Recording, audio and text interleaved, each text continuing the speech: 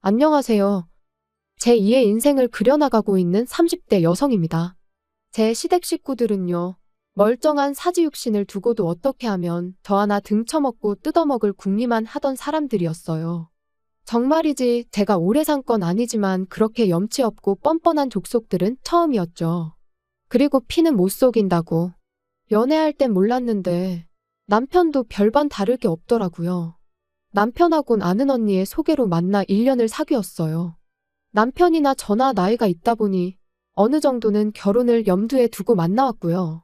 그리고 솔직히 저는 남편이나 저나 둘 다 직장 생활을 한 지도 꽤 되었고 앞으로도 계속 맞벌이를 할 거라고 생각했으니까 남편과 결혼하는 걸 걱정해 본 적은 없어요. 게다가 저희 부모님께선 예전부터 제가 결혼할 때 한 1억 정도는 지원해 주시겠다고 하셨으니까요.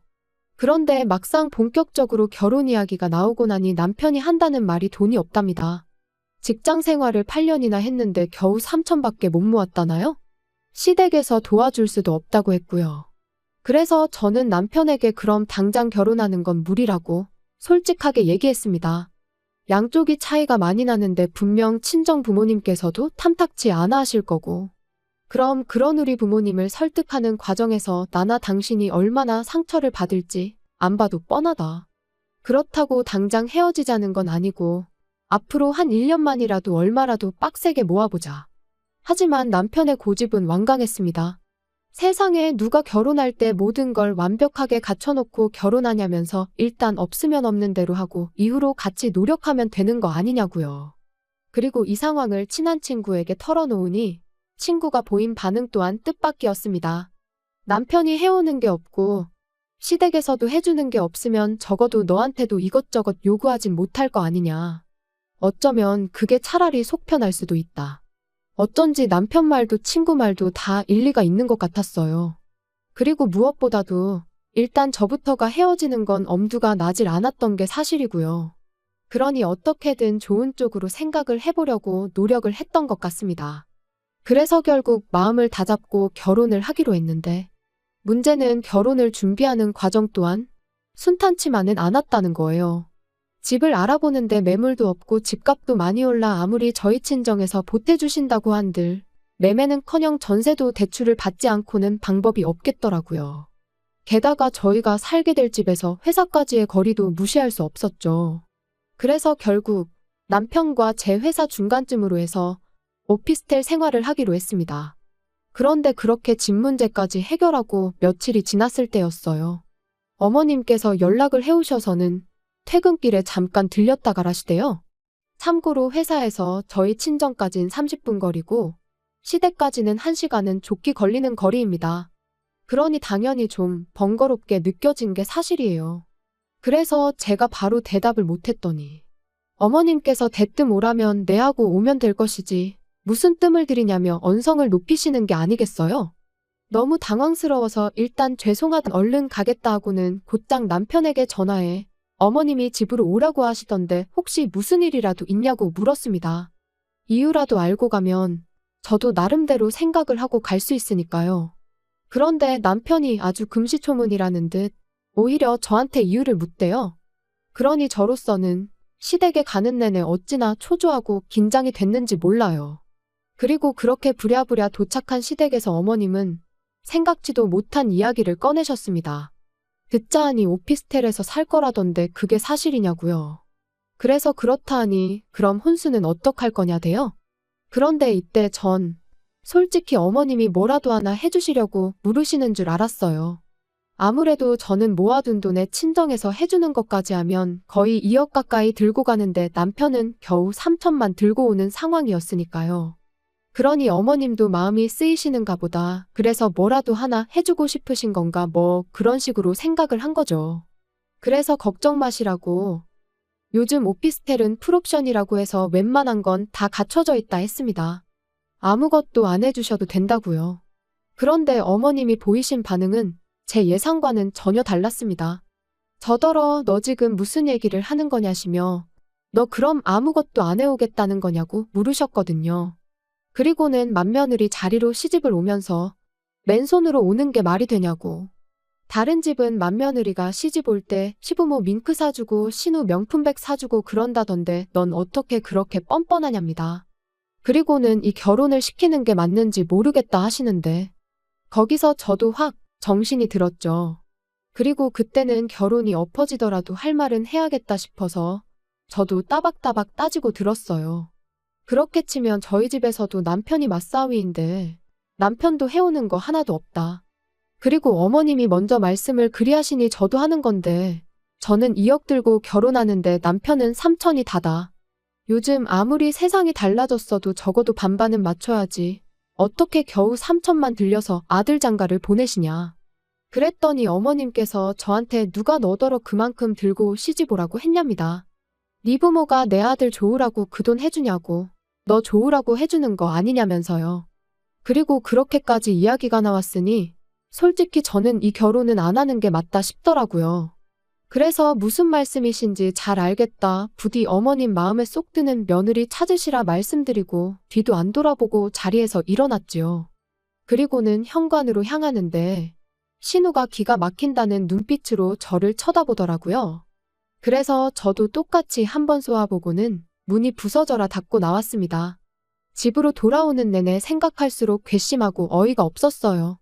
그래서 남편에게 전화해 어머님께서 하셨던 이야기를 그대로 전하고는 이렇게 됐는데 결혼은 무슨 결혼이냐고. 죄다 없던 일로 하자 했습니다. 그랬더니 남편이 안절부절 못하는 목소리로 일단 만나자며 사정을 하대요. 하지만 이미 제 마음은 확고했기에 됐다고 거절했어요. 그런데 막상 집에 도착하니 방 안에 쌓여있는 청첩장들이 눈에 들어왔습니다. 그리고 이내 이 나이에 파혼했다 하면 주변에서들 날 어떻게 볼까 싶고 한편으론 부모님 체면에도 먹칠을 하는 건 아닌지 정말 별의별 생각이 다 드는 거예요. 그리고 그 와중에 남편은 계속해서 자기가 어머니하고 제대로 단판을 짓겠다며 한 번만 자기를 믿어달라고 문자를 보내댔고요. 그래서 결국 원래대로 결혼하기로 한 거죠. 그리고 정말로 약속대로 남편이 어머님하고 단판을 잘 지었는지 이후로 결혼식까지 어머님께선 억지를 쓰시거나 무리한 요구를 하지 않으셨습니다. 그래서 저는 이제부터라도 어머님과 잘 지내봐야겠다고 생각을 했죠. 그런데 어머님이 괜히 가만히 계셨던 게 아니었어요. 신혼집을 얻고 하는 과정에서 일단 대부분은 제가 가진 돈으로 해결할 수 있었기에 남편이 모아둔 3천만 원은 제가 달라고 하질 않았었어요. 그 돈으로는 차를 사면 되겠다 싶었거든요. 그런데 결혼하고 며칠 지나지 않았을 때 중고차 구경을 하다가 정말 괜찮은 차를 발견했습니다. 그래서 남편에게 이 차로 사면 될 것 같으니 돈을 달라고 했거든요.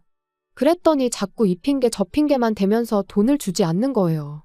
그리고 그런 남편의 태도가 너무 미심쩍어서 그럼 알겠다 차는 안 사도 된다. 하지만 돈은 일단 보내달라 했습니다. 그랬더니 그걸 왜 달라고 하냐면서 오히려 언성을 높이는 게 아니겠어요?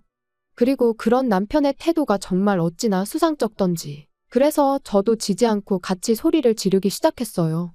그랬더니 그제서야 하는 말이 자기한테 1,000만 원밖에 없답니다. 어이가 없었어요. 결혼 이야기 나오고 지금까지 반년 동안 도대체 2천을 어디다 쓴 건지 감이 안 왔거든요.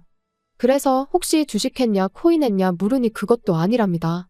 그리고는 하는 말이 어머님한테 드렸대요.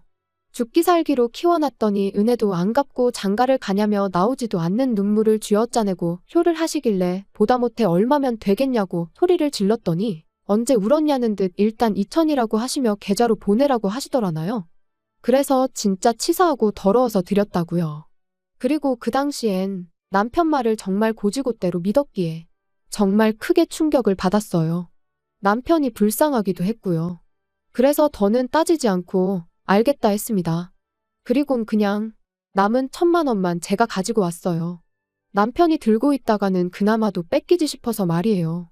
그런데 생각지도 못한 골치 아픈 일이 또 터졌습니다. 이제 정말 돈 좀 모아볼까 하는 타이밍에 남편 회사가 부도가 나면서 남편이 실직을 하게 됐거든요. 그리고 솔직히 저에게 남편의 실직 자체는 그렇게 큰일은 아니었어요. 사람이 살다 보면 이런저런 일도 있고 인생이란 게 다 제 뜻대로만 되는 건 아니니까요. 그렇지만 실직 이후로 남편이 보여준 그 태도, 그게 저를 너무 힘들게 했습니다. 제 취업은 고사하고 오로지 게임과 술에 의지하며 하루하루 허송세월을 보내기 시작했거든요. 그리고 그렇게 2달이 넘어가니 제 인내심도 바닥이 나대요. 그래서 남편더러 언제까지 그렇게 살 거냐니까 때가 되면 다 알아서 할 거라더니 대뜸 저더러 가게를 얻어달랍니다. 하다못해 포장마차라도 하나 열어달라나요? 어이가 없었어요. 라면도 하나 제대로 못 끓여 먹는 주제에 포장마차라뇨. 그래서 돈이 어딨냐고 말도 안 되는 소리 좀 하지 말라고 했어요. 그랬더니 자기가 가져온 1,000만 원 얘기를 하면서 그걸로 하면 될 거 아니냐는 거예요. 그리고는 이 이야기가 어떻게 시부모님 귀에까지 들어가서는 그때부터 어머님한테 하루가 멀다 하고 연락이 오기 시작했습니다. 남편이 뭘 좀 해보겠다는데 마누라가 돼서는 지지는 못해주고 초나치고 앉았냐면서요. 그래서 결국 남편한테 1,000만 원 돌려줬어요. 이걸로 네가 하던지 말던지 알아서 하라고요. 하지만 제가 우려한 대로 남편은 뭐 하나 지 손으로 할 줄을 모르는 인간이었습니다. 당장 포장마차를 하겠다고 해놓고 자리도 하나 못 구해서는 끙끙 앓고만 있었으니까요. 그래서 결국 제가 아는 사람을 통해 물어물어 대학가 근처에 자리까지 잡아줬지요. 그리고 그 정도로 해줬으면 남편도 어느 정도 노력은 할 줄 알았는데 천만에요. 장사 시작하고 2주 만에 남편이 도저히 못하겠다며 말 그대로 2손 2발 다 놔버렸거든요. 아무래도 저녁 장사를 하다 보니 별의별 손님들이 다 왔던 모양인데 남편 입장에선 그게 감당하기 어려웠던 모양입니다. 자기 적성에 안 맞는 것 같다고 그냥 직장 생활이나 해야겠다 그러는데 솔직히 눈앞이 깜깜했어요. 막말로 오라는 직장이 있던 것도 아니고 그럼 또 게임과 술에 빠져 지내면 어쩌나. 그리고 그런 생각을 하니 암담했던 거죠. 그래서 결국 남편한테 제가 도와주겠다고 했습니다. 그러니까 조금만 더 힘을 내보라고요. 하지만 결론부터 이야기하자면 소용없는 짓이었어요. 제가 열심히 할수록 남편은 더욱 게을러지고 안일해지고 이리저리 꾀만 부릴 뿐이었으니까요.